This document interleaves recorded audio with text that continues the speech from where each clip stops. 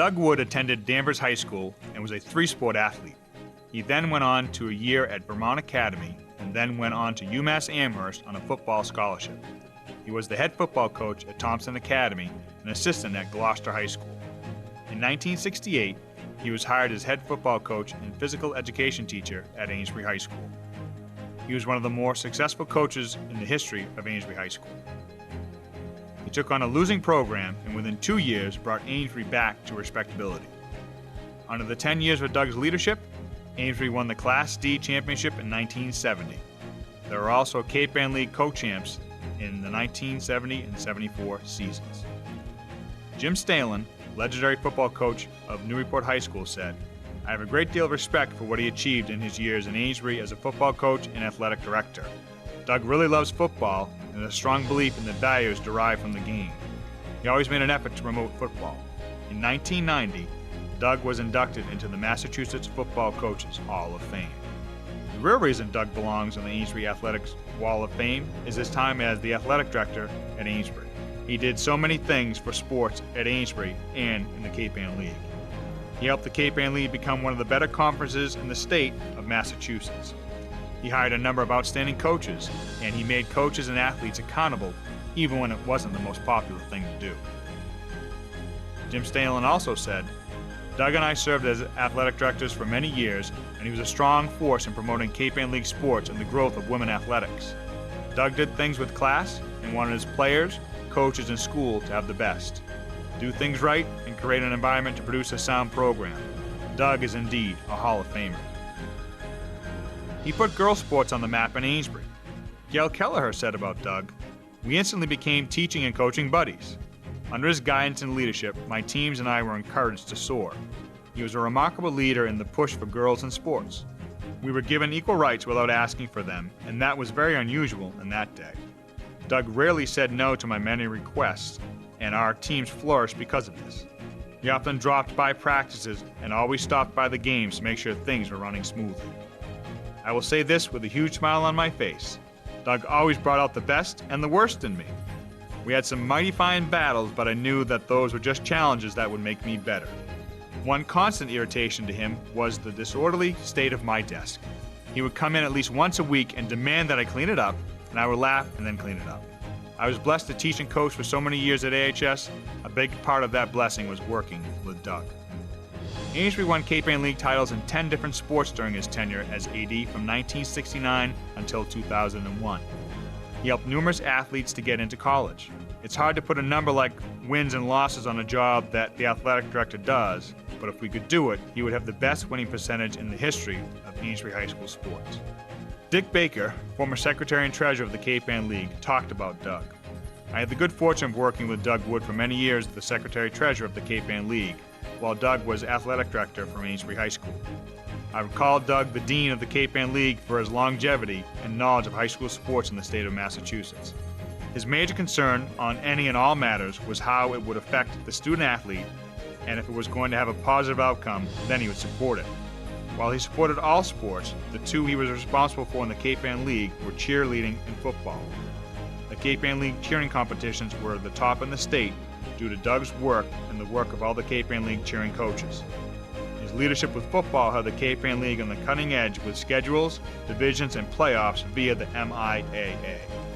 I ran the Cape Ann League for 41 years, and while Doug was an AD, he never missed a meeting and was a mentor to many of the ADs in the league. I believe he was instrumental in the development of the River Rats tournament for the Amesbury, Newburyport, Pawtucket, and Triton.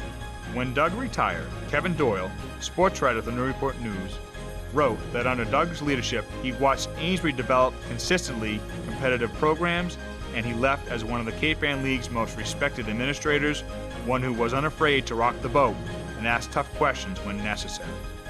Congratulations to 2015 Athletic Hall of Fame inductee, Doug Wood, coach and athletic director.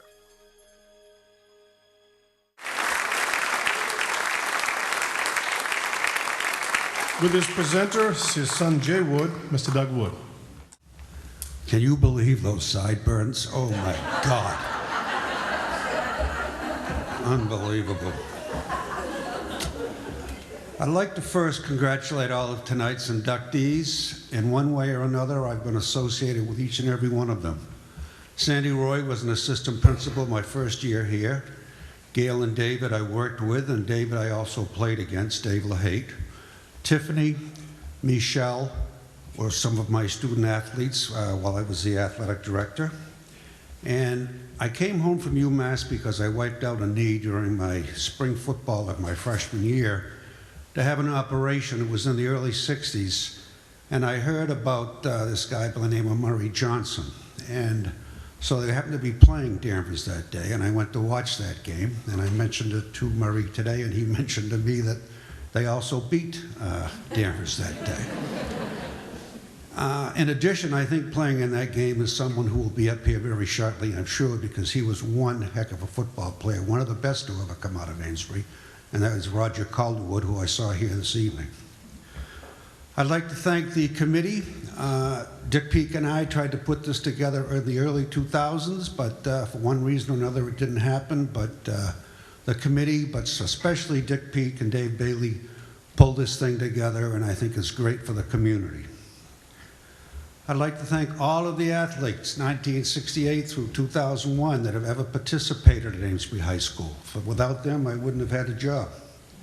Specifically, I'd like to thank the following, and I'm trying to stay away from names tonight, but these people were very important to my success in my maintaining my job. Tammy Pickard was one of my secretaries, Robin Walker, Ambrose, Patty Bowley, Berta Bixby, Martha Lambert, certainly Dave Bailey and Wayne Adams helped me tremendously, and especially to Linda Drost, who was my secretary for many years, and all of them for putting up with my obsessive, compulsive behavior and personality. I'm sure it drove each and every one of them crazy, but it's the only way I could keep things in order. Ah, boy. I'd like to thank my families for putting up with my long hours. As an athletic director, you put in many, many long hours, and the numerous meetings, and I can honestly say I never enjoyed one evening meeting, but there were things you had to go to.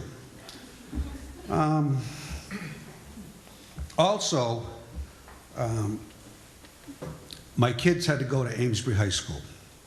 I thank them for putting up with me, because it's pretty hard to go to a school where your father works. And they went through, they participated in sports, they got through, they got decent academic grades, and we all got through it. And I've been told that my presence here while they were in school did not in the least bit hinder their social life. I don't know how true that is. Anyway, during the fall of 1968-69, I began as the head football coach here in Amesbury. And it all came about on a late school committee meeting in late February of 1968, when after vote after vote after vote, Margaret Nally switched, and I received 3 votes, and somebody else had 2 votes, and instantly I became the head football coach at Amesbury and a phys ed teacher. Another thing that was kind of interesting is that I came 3 days later to sign my contract. Some of you have already heard this story. I went into the town hall annex, and on the banister was the Newburyport Daily News, which I picked up to bring upstairs to the superintendent's office. And on the way up, I looked at the front page. It wasn't the top headline, but it was the second headline. Tony Noon asks for Doug Wood's resignation. I said, what the heck have I got myself into? Tony was not only my staunchest critic. As time went on, he became one of my loyal supporters throughout everything, along with Jim Woodson, Arthur Motsis, Terry Axton, and Dr. Messner. A quick story about Dr. Messner, who has passed away. In fact, they've all passed away, except Terry Axton. I did change the name of the logo of the Amesbury Carriagetowners, or the Powwow Indians, and I went to the school committee to kind of stir things up and get a little spirit going. And I submitted a request to change the logo to the Fighting Indians. Well, Dr. Messner made a motion that possibly we could name the logo the, oh my God, the Assertive Indians. Luckily, that's a true story. Luckily, it didn't get a second. Someone then made the motion, and Dr. Messner went along with it, and the thing went through 5-0. And when I get a mic, I say things I shouldn't, but I'm not going to really get into it too much. But to this day, and it'll probably happen next Tuesday night, the school committee has not reneged on that name. It still officially is in the school committee meeting minutes. My first meeting with the Boosters Club, I met with all the dads of football players and the supporters of the program. They were all males. We met at the middle school, and I remember getting up on the stage and giving them all my goals and objectives and that kind of stuff. And then I said to them, I said, you know, I realize that Amesbury's gone through a number of football coaches the past few years. I said, I'm going to guarantee you that we will have a successful program at the end of 3 years, or you won't have to meet in someone's playroom in the cellar to discuss how you're going to get rid of me, because I promise you I will resign. Well, I guess you'd call it we got lucky, but it was through great assistance and players who believed in our program and where we were going, and we turned the program around in that 70-71 season, which was the 3rd year. Another year, which was 1969-70, the athletic director's job opened, and I applied for it, and with a few other people, and they selected me, but they said that I was too aggressive, too young, and wanted too much. So they made Ernie Gregorowitz co-athletic director. Now, anyone who knows Ernie Gregorowitz, and I'm going to be the aggressive one and the one that gets us in trouble? Oh my God. Anyway, the year after that, I became the athletic director alone, and Ernie became the faculty manager for many years. I've been blessed to have been associated with many, many athletes, certainly some of the best that have ever graduated from Amesbury High. And I'm not going to name them. You know who they are, and they know who they are.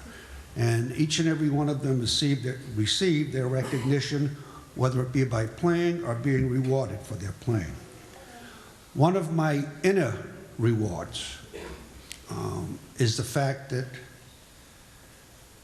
watching my son Jay, who's here behind me on my immediate left, follow in my career path. I kind of get, you know, a little bit oozy about this, but he's done that. He's now he has been. He's an athletic director and a head football coach and athletic director. And believe it or not, I said that twice, nice move, Doug. And believe it or not, we have been getting along since he turned 48 years of age.